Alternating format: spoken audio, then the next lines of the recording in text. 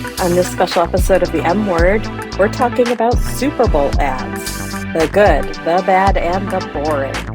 Today's distinguished panel of marketing experts is comprised of Maritza Lizama from Captiva Branding, Andy Janitis from PPC Pitbulls, and Jen Bakos from Arlington Strategy. Welcome to the M Word. This is a special episode where we, this esteemed panel, are going to talk about the good, the bad, and the boring from Super Bowl 2024. I am your host, Jennifer Mulchandani. I am the founder and CEO at Arlington Strategy. I am a proud boyfriend of Taylor Swift, football fan, but don't really follow football. So let me introduce this great panel that we have here today. And as I go around, I'm going to ask our panelists to just quickly shorthand your favorite ad, and then we're going to come back and dissect it all in a couple of minutes. So let me start with Maritza Lizama. She is the co-founder and CMO from Captiva Branding. Maritza, what was your favorite ad? Hello. And my little flamingo is here to say hello as well. I am so excited to be part of this conversation. My favorite ad was, believe it or not, the NFL character playbook, where the little boy was running through and he had a dream of becoming a pro football player. It was quite touching. It wasn't forced, and it pulled at my heartstrings. It was a really moving ad. That is fantastic. Next up, Andy Janitis, the founder and lead strategist at PPC Pitbulls. Welcome, Andy. What was your favorite ad? Thanks for having me.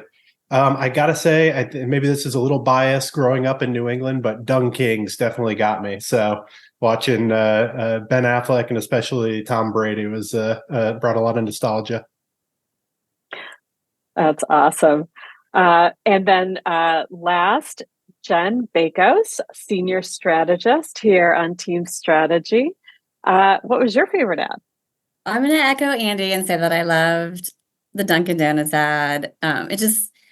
It pulled so many funny things together. I love the actors in it, and I love some of the references that were made. And it was just fun, and it caught my attention. That is great. And I will say for me, and I'm going to make myself only say one because we're all going to come back and talk about the other ones we wish we could add to the list. I'm going to go with the Lionel Messi Michelob Ultra ad.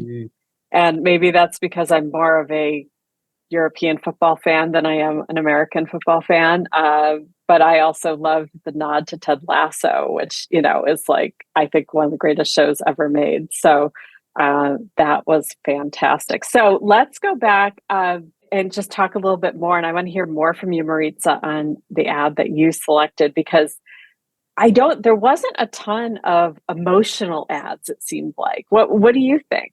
Yeah, I think this year's ads, they went back to almost like tried and true humor, not as many nostalgia, and also not as many as in previous years, the past 2 or 3 years, where we've had a lot of statement, either political statements or social responsibility statements or diversity, equity, and inclusion statements kind of coming through in the messaging. So I think that this was a little bit more on the lighthearted aspects of the of Super Bowl ads.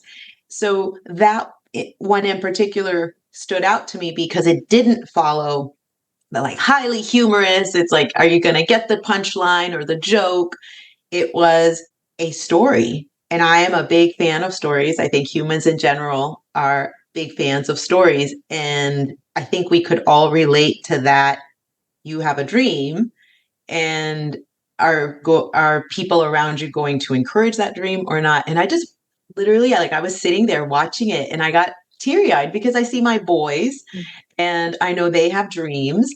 And how do we encourage those dreams, and how do we put them in environments that are positive so that they can fulfill those dreams? So that's why it touched me so much. Yeah. What for the rest of you, the rest of us, what was your take in terms of the thematically where the other emotion came through, or was it very limited from your perspectives? Yeah, I thought it was interesting. I was mentioning before we came on camera, I think the overwhelming amount of celebrity endorsement, I think a lot of times it was kind of plugged in out of context of the rest of the story. So I found that a lot, that it was, to that point of kind of getting away from the emotional tugging at the heartstrings. It did seem like there was a lot of just like, hey, look at this flashy ad we put together and look who we got in there, even if any other celebrity could have been subbed in for them in that particular role. So I think the times that worked well, or I appreciated it more, was when the celebrity was either pulled in and used, for instance, like Beyonce's, dropping new music, where there was something kind of exterior to the ad going on as well. I think Bud Light did a great job with that as well, with the genie. And then they immediately came back, and in the crowd shot, the genie and Post Malone were sitting there in the box. I thought that was really cool. So those types of things that had a little bit more context and felt like it was planned, and it was good that there was the celebrity there. But yeah, to that point, there wasn't a ton of, emotion or really strong statement pieces, I didn't think.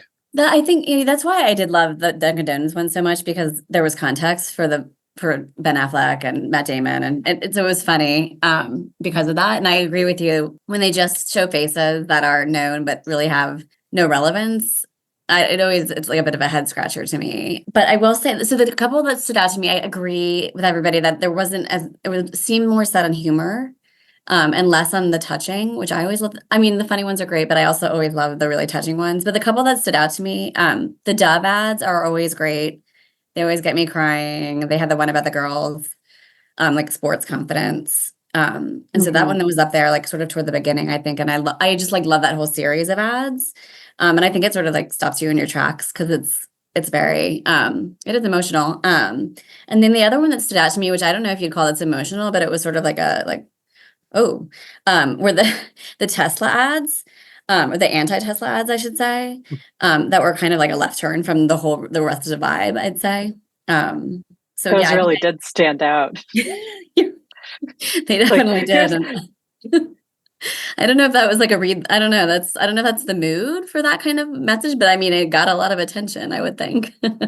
Yeah, I remember they had one last year. Oh, did they? Okay. Yes, they had one. Okay. One this year they had two different ads, anti-Tesla. And last year it was one. It was the same financier again about it. But certainly, because it does stand out. It doesn't get lost in all the entertaining ads and things like that. But I thought, like, overall, some years seem like way more political or way more social consciousness raising. And like, that was totally not there this year. Like, it was really about how many A-list celebrities can you stick into an ad. And I'm not super like pop culture aware, like, but then I kept thinking, like, wow, these are all like celebrities of my generation. Like, I'm over 50. Like, how many, and I don't have the stats for like who watches the Super Bowl, but I thought it was really interesting, the amount of pop culture that was related to me. Inserted, like, yeah. Am I the target audience for this? But perhaps. I think that's what the buying power is, right? So, right. I mean, that Arnold and Danny DeVito one with that twins reference is so old. I think I saw that movie when I was a kid.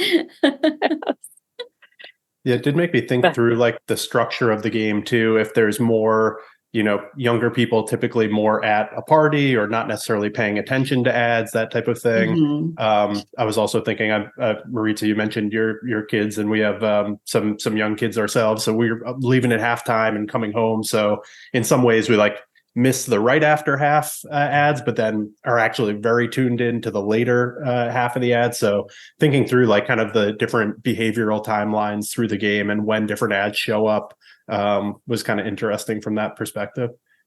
Yeah. So I know we were talking a little bit about the investment side of this, but in the green room of doing a Zoom recording. And Maritza, you were talking about that it's the $7 million dollar amount is actually like the floor for these guys. So yeah. So what did you learn about the dollars? It's a big chunk of money, even for a big brand, for a 30-second ad during their prime time. It's actually double that. So that's 14 million.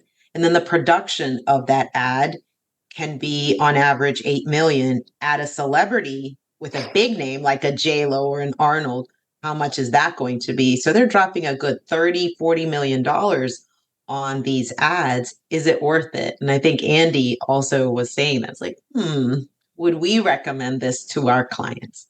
So 123.4 million viewers of the Super Bowl. Now, some people go to the bathroom and, refill their plate during the commercials, and others do that when the game is on and watch the commercials. So even if you call it 100 million viewers for a $30 million investment, I mean, how does that work in PPC world, Andy, in terms of cost per view or cost per it's eyeball?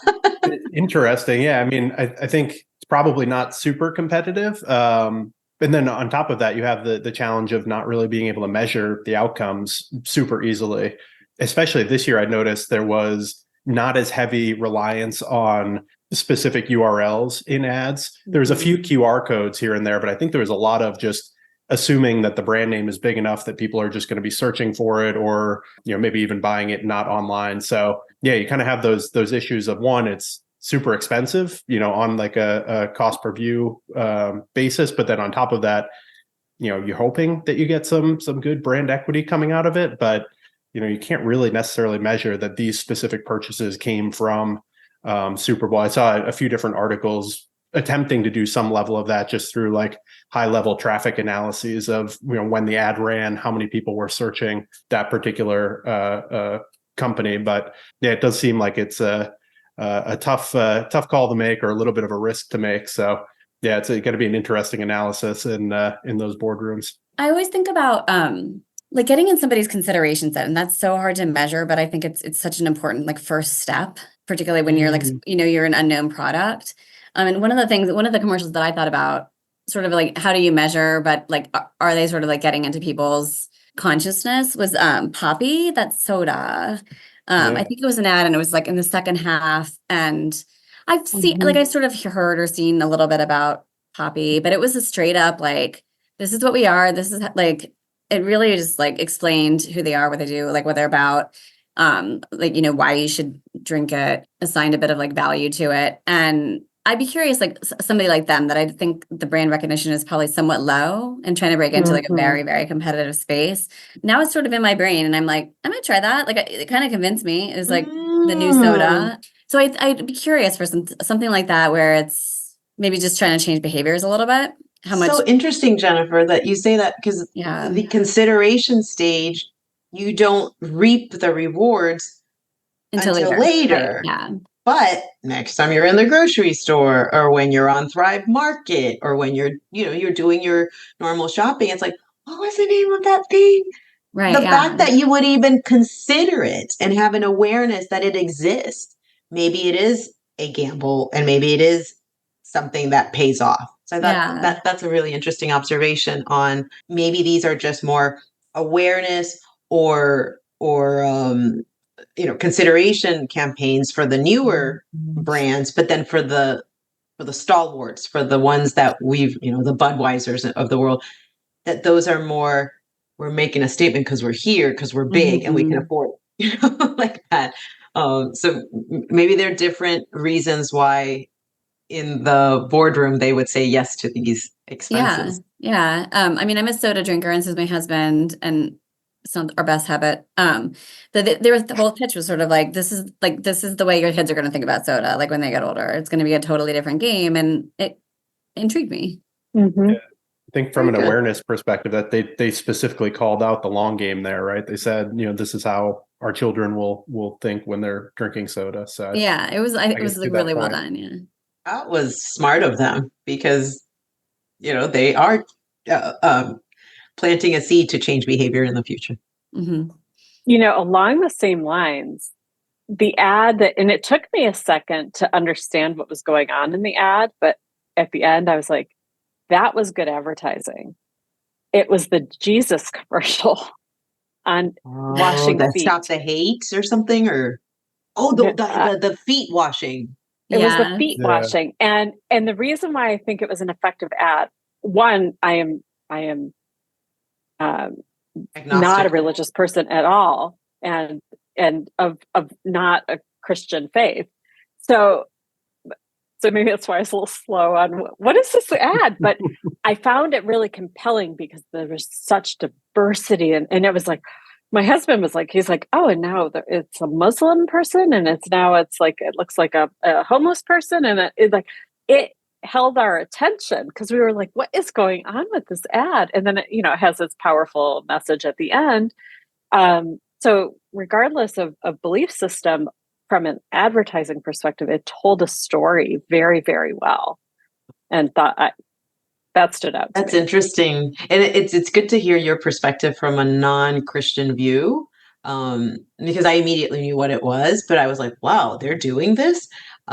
So that was interesting, and then where it took it, and it wasn't just like your normal black and white, right? Like it's this person but it was all different types of people, ages, economic status, gender, the sexuality, religion. Like it touched all of the different barriers that humans put between us, right? Because you're in that category, I'm in this category, and all that stuff. And it kind of took that story in a very, very positive way. It was powerful. I think they had those ads for the first time last year, and I think it was sort of the same reaction. And I would encourage folks to check them out because the ad is just the cover, I would say. From the concept of like the awareness play, I thought that was interesting too. Like I wasn't clear on what the CTA was or kind of like what are we advertising? Like I assume it's not Christianity broadly or what organization that would necessarily be. But so it's interesting. I agree. I think it was a really powerful imagery, but maybe that's like the ultimate awareness play. It's like what are we trying to get done here with this ad? Yeah, and I'm sure they're trying to drive traffic to the website. And I can't say that I know what website it is. Did you go to the website? No, like I had no interest in that, but I thought like that's a cool message. Like it's basically like we help each other. Like I liked the underlying feel goodness. I wasn't going to follow the website, but along the same lines, like sort of reputational type ads. Temu. Ooh, yeah. Which I always thought was Temu. Now I remember, and I think we're all probably of the ilk that we remember when Amazon became a thing and would run Super Bowl ads. Like they don't even advertise. They don't need to advertise. They do. They don't advertise in the Super Bowl. But I was like, wow, this company has bought so many ads during the Super Bowl. And anyone who uses junk on their mobile phone like I do, whether it's games or social media or whatever, you get Temu ads all the time. And it's often a discussion in our house with our teenagers, like, well, so-and-so ordered and it was the cheapest, knockoff Lego set. Everything's knockoff. Everything is Chinese. Everything is cheap. But there's also like, I don't trust it. I'm not ordering. I'm not giving them credit card information. And there's all this underlying. And then they do this series of Super Bowl ads. So like, what do you guys think? Did it make you? My husband literally said, he's like, well, that sort of validates them as a real company in my mind. Like somehow now he's going to trust shopping for them. That's an interesting observation. And maybe that's all they were trying to do is debunk whatever resistance people had to trusting them in the first place. Because it's too good to be true. Everything is junk. I agree with all that. I never bought a thing from them, nor will I. However, they dominated whatever remnant space was in the Super Bowl because they kept running it over and over and over again. I see it on social media. I don't play games, but I do see it all over social media. And I'm just like, I'm so sick of it. But I get it. I'm like, good for them because they were put, you know how proximity is power. So like, who were you up against? They were against Oreo, Dunkin' Donuts, like big, legitimate brands that are spending good money. And I'm like, well, maybe the government from China is giving them money. Who knows where they got all the money to be able to advertise so much during the Super Bowl. Yeah, I think that's an interesting. So I feel like I didn't find it very effective, or was kind of confused at to like, I'm not really even sure what story you're trying to tell here. There's prices flashing. I feel like outside of that, I know that it's typically a discount marketplace, but I wasn't like finding the products and then figuring out, oh, that's a cheap or an expensive price. And then the messaging of shop like a billionaire it really just, I didn't really get like, what is this product, or like, what are you trying to get me to understand? But maybe it's literally that, just put your brand name against, I guess if you have enough money to buy 3 Super Bowl ads, you can't be that much of a fly by night operation. Or you got some sugar daddy behind you to pay for it. One of the other ones that I really thought was interesting, and it was like sort of a brand that we all know, but sort of like was a twist on making you think again about how to like putting it back into your consideration set, perhaps in a slightly different way, was the I think it was a Hellman's mayonnaise ad, and it was Kate McKinnon, who I'll watch her all day long. Like, she's amazing. But I thought I was sort of like, laughing along or whatever. But then the tagline was like, make taste, not waste. And it sort of got at this idea of like, this is how you refresh leftovers, and kind of just this alternative, or not alternative, but like just sort of a new way to think about like how you use mayonnaise. I mean, I think obviously we all know we cook with that or make recipes, but it's sort of like refreshed in your mind. Good. And I thought it caught your attention, and then had a pretty catchy tagline, and made me think about it like, okay, I never thought about sort of like refreshing my leftovers that's a really good so that was and like it plays on that sustainability thing about like less waste, which is, I think, where people's choices are going in, from an environmental impact or carbon footprint, all that stuff, but also just in like, okay, well, maybe you can revive something in your fridge.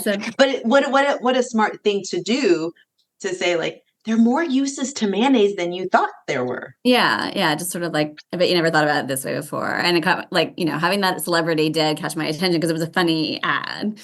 And cats too. So I love the cats, and because I was like wanting to like read Taylor Swift into everything, and it just wasn't there. No one did it. I was like, oh, the cat thing.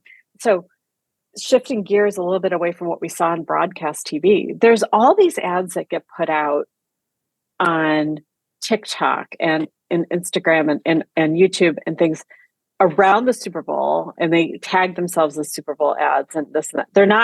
They don't buy TV time, but they are playing into the fact that like, here we are having a whole discussion around Super Bowl ads.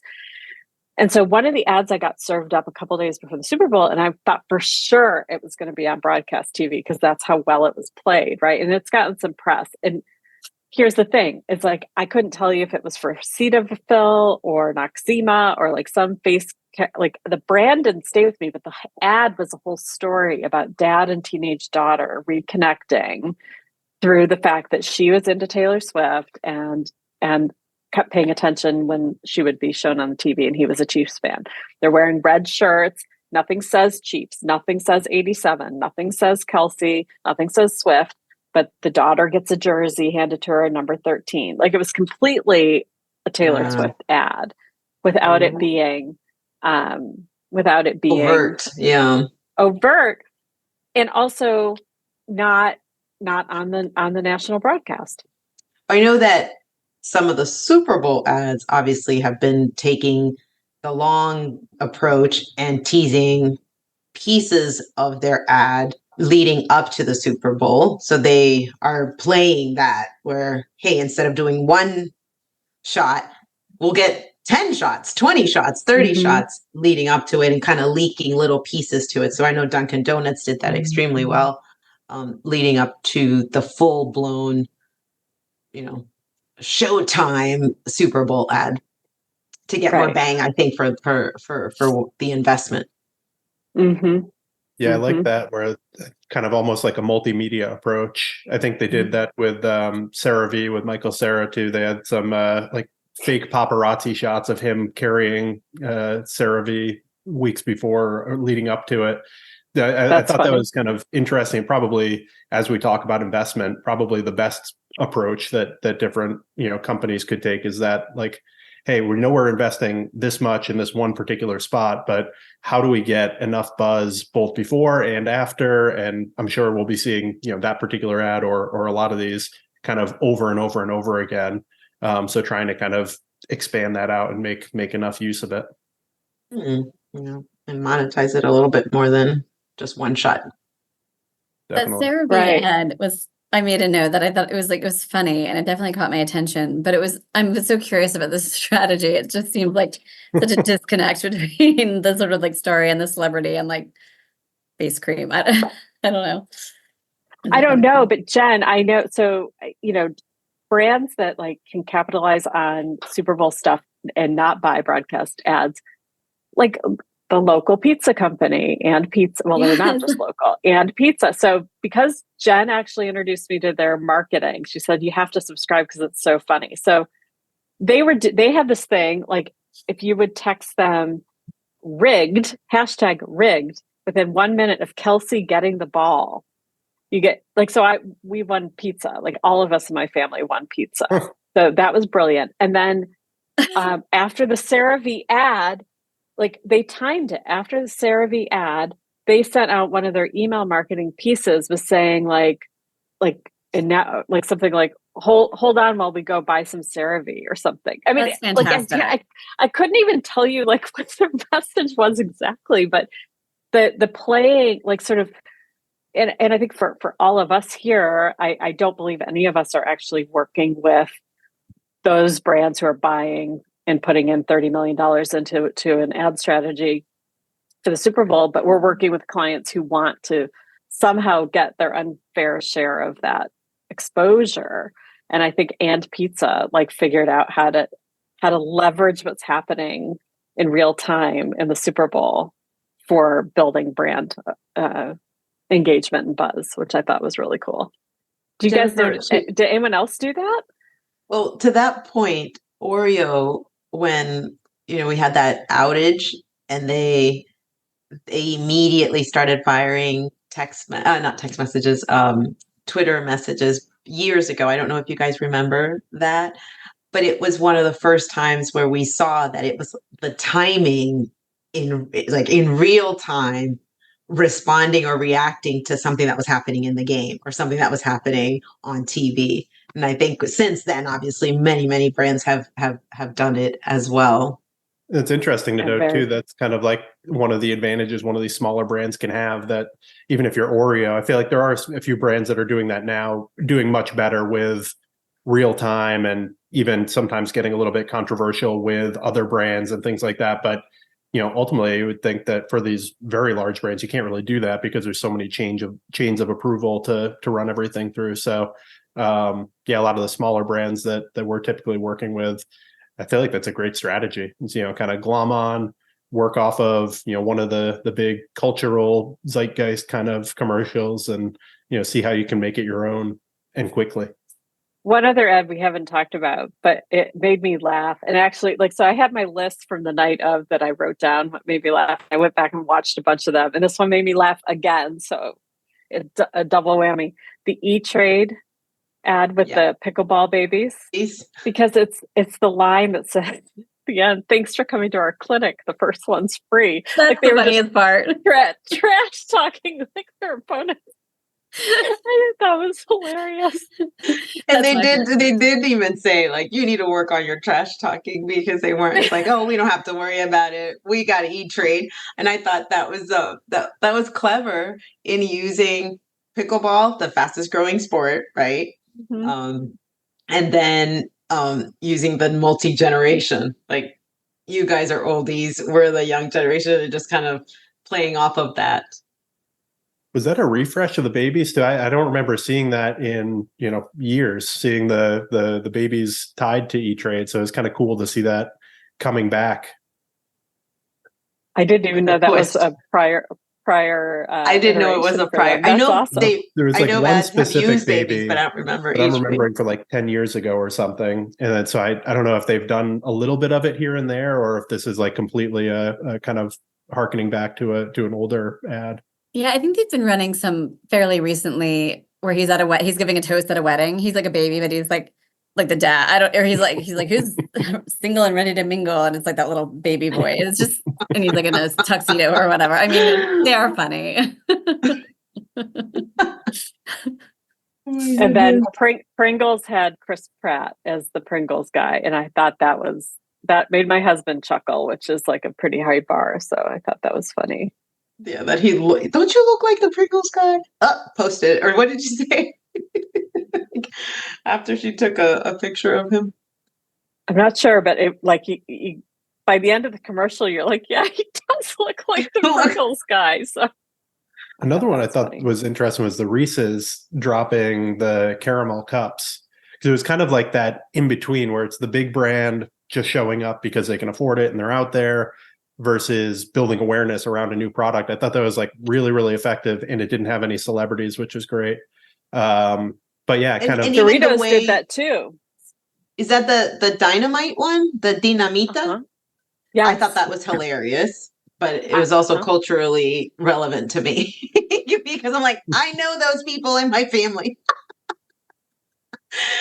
the two older women, very powerful matriarchs, and just like I know those aunties. I know those grandmas that are just sharp as a whip, and they're like, you are not getting away with this. So they are fierce. I thought it was funny. The other one that was like, I feel like all over the place afterward, I've seen it several times. I've seen it's like a series, is the apartments.com ones with the guy from The Fly. That's the only thing I can remember. Yeah. It was curious. Like they were like slightly odd, but caught your attention. Definitely spoke to like sort of like what their value prop or whatever they're offering, but still kind of kooky. And then I've seen quite a few other iterations of the ad since. So it's definitely like that's one of those brands that you're like may not have really heard of it or might not have been in your brain before. I think of like GoDaddy a lot, like years and years ago. I feel like they introduced themselves during the Super Bowl, and I don't know if this might kind of follow suit where it's sort of now everyone knows what GoDaddy is. And anyway, I thought there was like an interesting placement and tactic as well. I didn't like their ads at all, but they made it, right? Like I remember it. I remember how I didn't connect with it. Are they related to the homes.com one? Do you know if that's the they same? are. Yeah, so all of those, I was just like, oh man. And they had a lot of them. Yeah. And we do your home work. I'm like, oh boy. So it was just I did not connect with it whatsoever, but I'm like, you did it. You made a Super Bowl ad. I like the format of like multiple different spots kind of telling different pieces of the story throughout the game. Though I'm curious to what extent, as you're watching it in game, if you kind of pick up one and, talking to somebody and miss the other one, if it kind of loses effectiveness by you kind of need all three pieces or all four pieces to kind of get through the full storyline.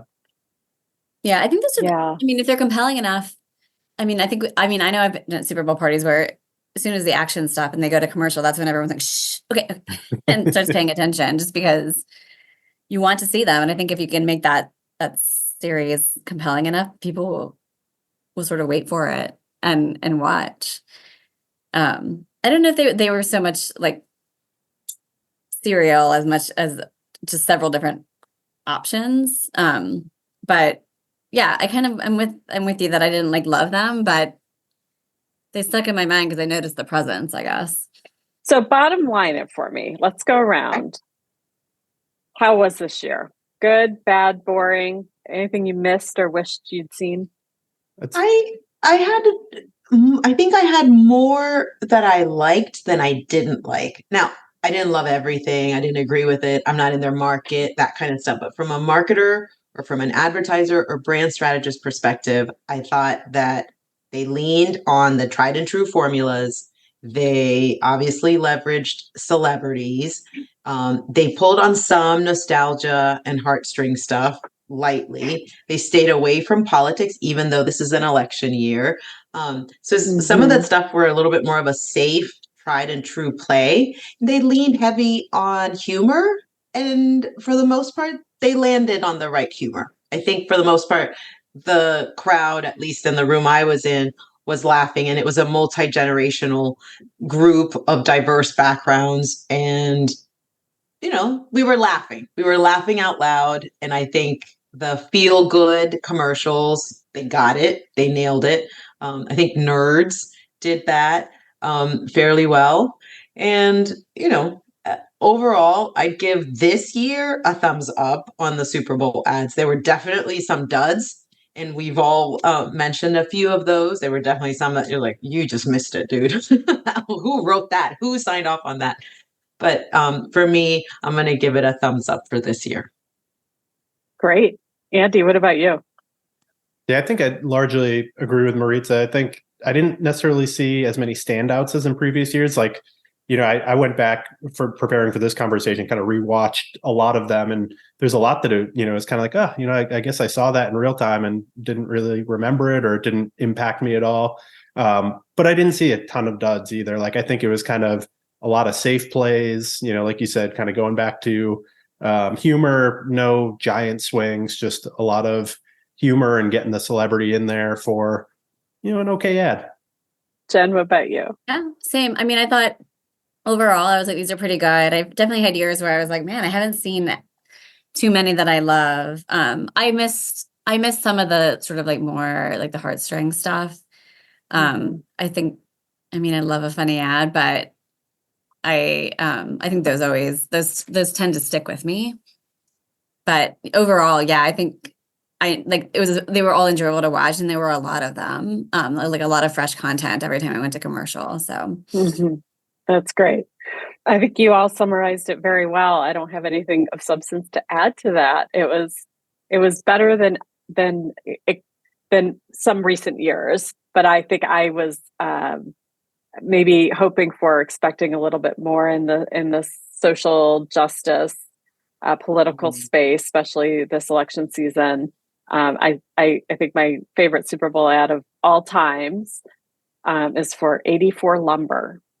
And I don't know who makes decisions for buying lumber, but that ad, it's years ago now, but it was powerful, and it was when immigration was all in the forefront of political discourse, and they put a stake in the ground and took a position as a brand, and I thought it was so powerful and such an opportunity, and I feel like you didn't see any of that. We saw none of those sort of making statements, and it was all just meant to be feel good kind of lightheartedness, and which is great. I mean, it was entertaining for sure. So, but it wasn't quite the juiciness that maybe it could have been. They know the year we had controversial kind of stuff. That's right. Maybe that's what it is.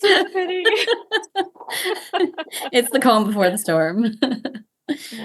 Yes, that's true. I'm sure we have a lot of political discourse coming, and so we'll have to convene this group again. Maybe when it is political ad season, and we can put on our Monday morning quarterback hats for ads from a different context. But okay, so this is like a PS.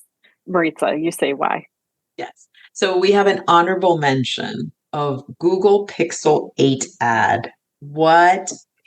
When we said there were a lot of the nostalgia or the pulling at the heartstrings missing, they got that one. I think they nailed it, and they followed the story of this couple from when they met to when they had a baby and their family and all that stuff. And how many of us hate blurry pictures of something super important that happened, that we were able to capture it. I think they did a great job of bringing into focus the blurry, and it was just like you were right behind the camera. They did an excellent job of that ad. Also, let me ask, because I thought that was a really great ad too, and I thought it really demonstrated the value of the product. But I was thinking that it was sort of an assisted sort of thing for people who couldn't. Me too. Yeah. Who had visual impairment. So, and I thought about a few friends of ours who are legally blind, and I said this would be amazing. And in our conversation, somebody said this would be perfect for somebody who is visually impaired. Yeah, that's what I took from it, and I just loved the whole sort of value prop of telling there's two people here, two faces, and then to finish up with the three was such a beautiful way to kind of just bring that whole thing around. Yeah, that was really a good well one. done. I agree, and I wrote it down. It was the thing I wrote down on second page, which is why I missed it earlier. It was so late in the game. It was literally the last one I wrote down. It was so late in the broadcast of the Super Bowl, And I agree. It was like the storytelling, the humanity, but the assisted device nature of it. And I was just having a conversation with another marketer friend who is really focused on accessibility and building websites for visual impairment. Like it's on trend in the sense of technology is now catching up and making things from an equity perspective more accessible to everybody in the community. So it sort of fits into this. I'm hearing it in multiple places, but to see a phone kind of get it right. And Maritza, like you, my father-in-law is visually impaired. Like this would be fantastic. So good for Google for that. Focusing on that and reminding us. Mm-hmm. Thanks for introducing your name to us, Google. Yes. We don't see you 75 ways in our day. Well, thanks for pointing out that we missed that one so that we can capture this last bit. And now for real, let's all say our goodbyes and I'll stop recording. Or we'll talk for another hour. I want to thank you, each of you, for being here. This is a lot of fun, and apologies for the technical difficulties. We were supposed to have this going live on Facebook so that we can get some more engagement from folks in terms of what their ads were, but it's okay. It's all happened in the past anyway, so this will just get posted after the fact. But thank you for being here and for giving us this time. Hope you guys all have a wonderful rest of your Valentine's week. Yes. Thank you. Thanks all. Thanks for listening to The M Word. I hope you enjoyed today's episode. Subscribe and never miss a podcast. Visit arlingtonstrategy.com for more. The M Word is an Arlington Strategy production hosted by Jennifer Mulchandani. Our theme music is by Moochie. Graphic design by Kayla Fagan and Emily Rare. Sound engineering and editing by Winston Turner.